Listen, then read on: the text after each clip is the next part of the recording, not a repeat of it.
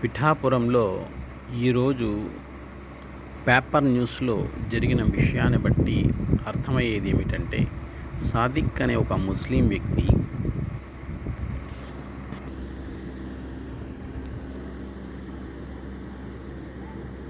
కాకినాడ అశోకనగర్కు చెందినటువంటి తెల్లపూడి నూకరాజు. ఈయన పంచాయతీరాజ్లో ఏఈగా ఉన్నారు. ఈయనకి ఒక కుమార్తె ఉంది. ఆమె పేరు సౌజన్య. ఆమె భర్త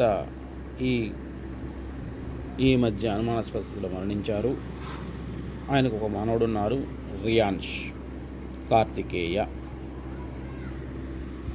ఒక ముస్లిం వ్యక్తి, సాదిక్ అనే వ్యక్తి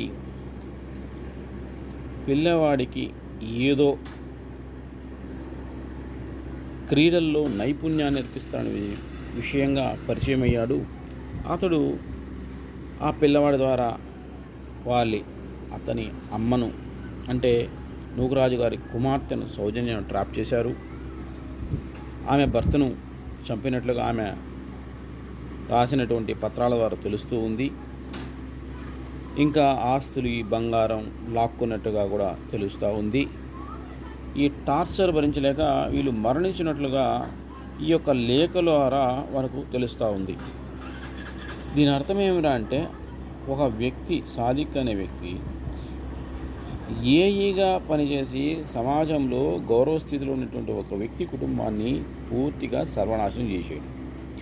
ఇంత జరిగినా అతను ఏఈ స్థానంలో ఉండి కూడా ఎందుకు కుటుంబాన్ని రక్షించుకోలేకపోయాడు, అతనిని ఎందుకు నిరోధించలేకపోయాడు, అతనిపైన చర్యలు ఎందుకు తీసుకోలేకపోయాడు అనేది ఒక పెద్ద ప్రశ్నగా ఉంది. ఇంత పెద్ద భారతదేశంలో హిందూ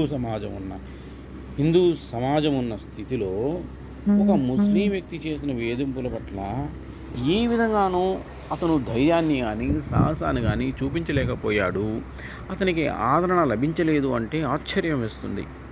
ఇది హిందూ సంస్థలు భారతదేశంలో ఉన్నాయి అని చెప్పుకోవడానికి సిగ్గుచేటుగా ఉంది. ఈ హిందూ సంస్థలు ఏం చేస్తున్నాయి సంఘాన్ని గమనించడం లేదా? సంఘంలో జరుగుతున్న పరిణామాల పట్ల జాగ్రత్త వహించాల్సిన అవసరం లేదా? పరిశీలన దృక్పథం అవసరం లేదా? వీరు పేపర్లకు, టీవీలకు, ప్రచారానికి మాత్రమే పరిమితం అవుతారా? ఈ బాధ్యత లేని హిందూ సంఘాల వల్ల హిందువులకు ఎటువంటి ప్రయోజనం లేకుండా పోతూ ఉంది. ఈ హిందూ సంఘాలు హిందూ సమాజంలో, హిందూ సమాజానికి వ్యతిరేకంగా జరుగుతున్నటువంటి ప్రతి చర్య పట్ల ప్రతి కార్యకర్త అవగాహన కలిగి ఉండాలి. వాటిని సంఘం దృష్టికి తీసుకురావాలి.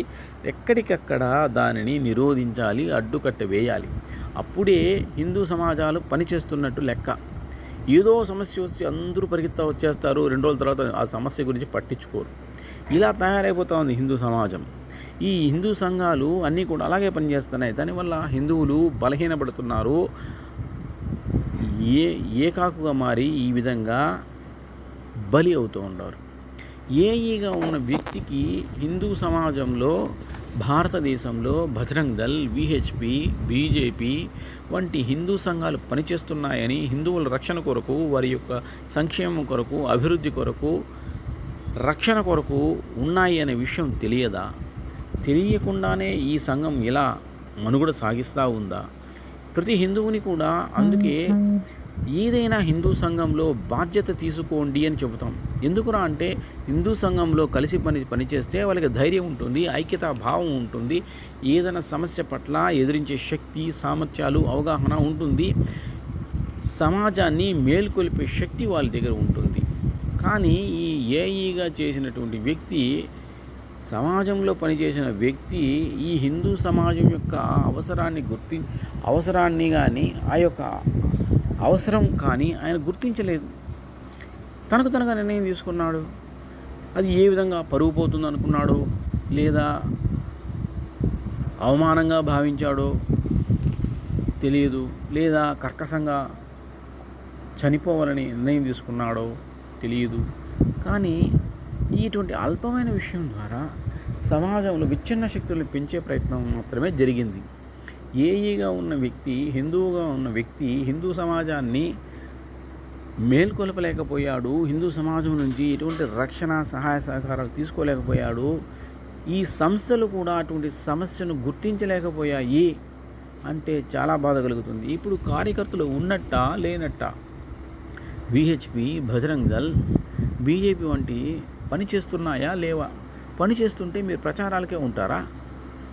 సంఘంలో జరుగుతున్న సమస్యల పట్ల, హిందువులకు జరుగుతున్నటువంటి అన్యాయాన్ని, ఆక్రోశాన్ని ఎదుర్కోవాల్సిన అవసరం వాళ్ళకి లేదా? దాన్ని బహిర్గతం చేయాల్సిన అవసరం లేదా? హిందువులపై జరుగుతున్న దౌర్జన్యాన్ని అడ్డుకోవాల్సిన బాధ్యత వాళ్ళకి లేదా? ఎవరో ఏమైనా చెబితేనే తెలియాలన్నా? తనకు తాను పరిశీలన చేసి సంఘంలో తిరుగుతూ ఉంటారు కదా కార్యకర్తల ద్వారా, సమస్యలు తెలుసుకోలేరా? వ్యక్తుల యొక్క నడవడికని గ్రహించలేరా? ఏమిటి వీళ్ళు చేస్తున్న పనులు? సంఘం పనిచేస్తుంది అంటే సంఘంలోకి వెళ్ళి పనిచేయాల. పేపర్లు, టీవీలు, ప్రచారాలకే పరిమితమైతే వాళ్ళు రాజకీయంగా, వాళ్ళు వ్యక్తిగతంగా జీవితం మనుగడ సాగిస్తారేమో కానీ సంఘాన్ని, సమాజాన్ని బ్రతికించలేరు. ఇటువంటి సమాజం కోసం, సంఘం కోసం ఆనాడు స్వాతంత్ర సమరయోధులైనటువంటి వీర సావర్కర్ కావచ్చు, హెగ్డే వారు కావచ్చు, మాధవ్ గారు కావచ్చు, వీళ్ళందరూ పోరాడలేదండి. వీరికి సంఘం ద్వారా వాళ్ళకి ఆధిక్యత రావాలనో, రాజకీయం కావాలనో, అధికారం కావాలనో వాళ్ళు ఇటువంటి కార్యక్రమాలు చేయలేదు. హిందూ సంఘానికి రక్షణగా ఉండాలనే ఉద్దేశంతో మాత్రమే ఈ యొక్క సంఘాలను, సంస్థలను స్థాపించారు, విస్తరిస్తూనే ఉన్నారు. కానీ సంఘంలో చేరుతున్నటువంటి సభ్యులు కానీ, వారు ఎవరే కానీ సంఘం యొక్క బాధ్యత తీసుకోవడం లేదు.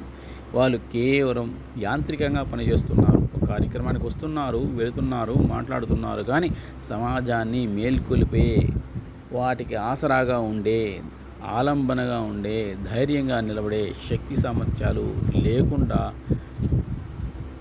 వీళ్ళు తయారవుతున్నారు. ఇటువంటి సంఘాల వల్ల ఉపయోగం లేదు. కాబట్టి ఇప్పటికైనా సరే విహెచ్పి, బజరంగ్ దళ్, బీజేపీ వంటి వారు సమాజంలో, హిందూ సమాజంలో ధైర్యం ఇచ్చేటట్లుగా, మేమున్నామని విశ్వాసం కలిగించేటట్లుగా కార్యక్రమాలు రూపొందించి సంఘంలో చొచ్చుకొని పోవాలి. పేపర్లు, టీవీలు, ప్రచారాలలో ఉన్నంత మాత్రాన వీళ్ళు ముందు ఉన్నట్లు కాదు. ఇది గ్రహించాలి, సంఘం గుర్తించాలి. జై శ్రీరామ్, జై జై శ్రీరామ్.